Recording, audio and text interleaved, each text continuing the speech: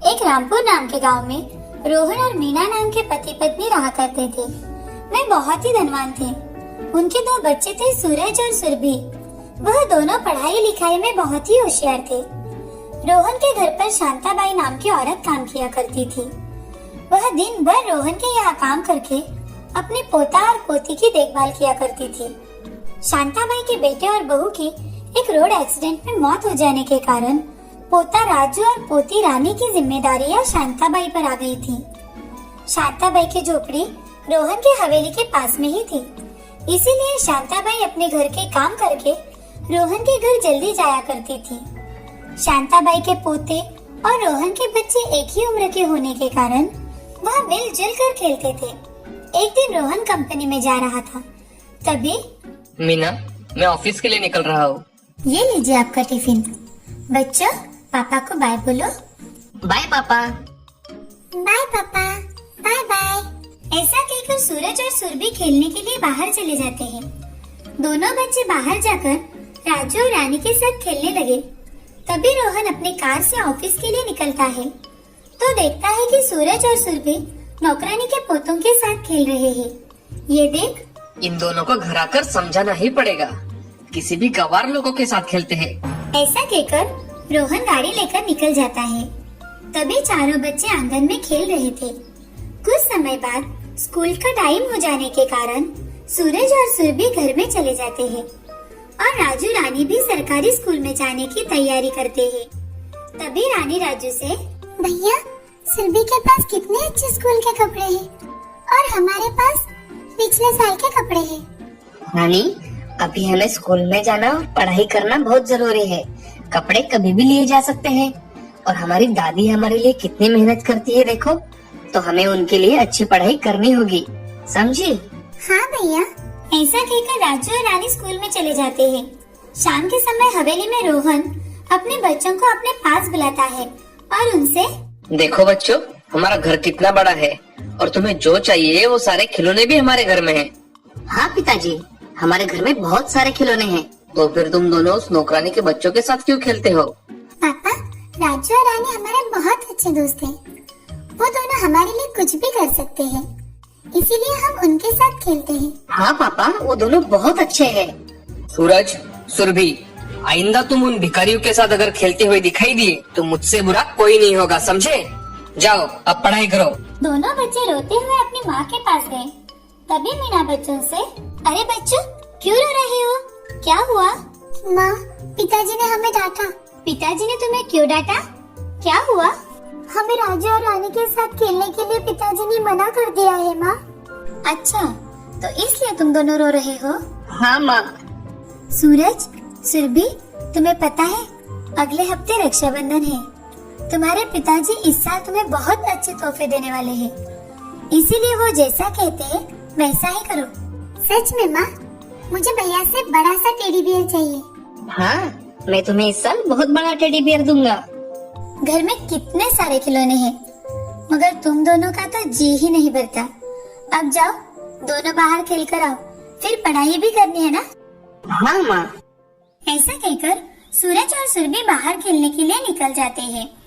वहाँ राजू और रानी दोनों खेल रहे थे। उन्हें देख सूरज राजू से, राजू, मेरे पिताजी इस साल हम दोनों को ढेर सारे खिलौने लेकर देने वाले हैं और नए नए कपड़े भी लाने वाले हैं। अच्छा, तुम जानते हो, मैं इस साल रक्षाबंधन के दिन मेरे भाई को सोने की राखी बांधने वाली हूँ और मेरे भैया वो मुझे कीमती खिलौने देने वाले हैं। सोने की राखी कितनी अच्छी होगी ना? हाँ, बहुत अच्छी होगी। चलो हम खेलते हैं। ऐसा कहकर चारों बच्चे खेलने लगे।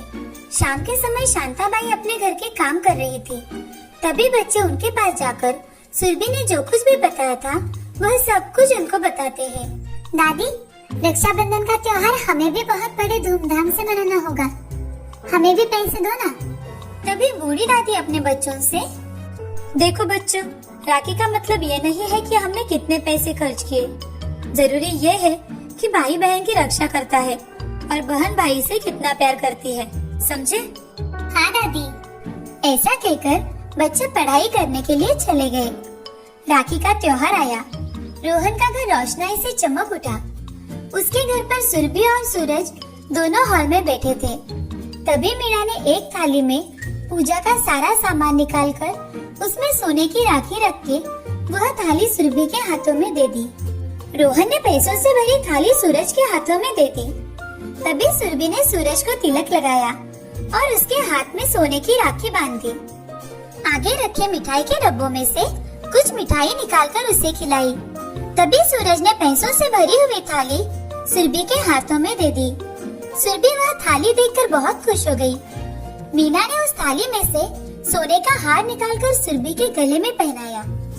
दूसरी ओर रानी ने कागज और रेशम के धागे लेकर राखी अपने भाई के लिए बनाई और राजू ने अच्छे से मिट्टी के खिलौने बनाए जैसे रानी को पसंद थे।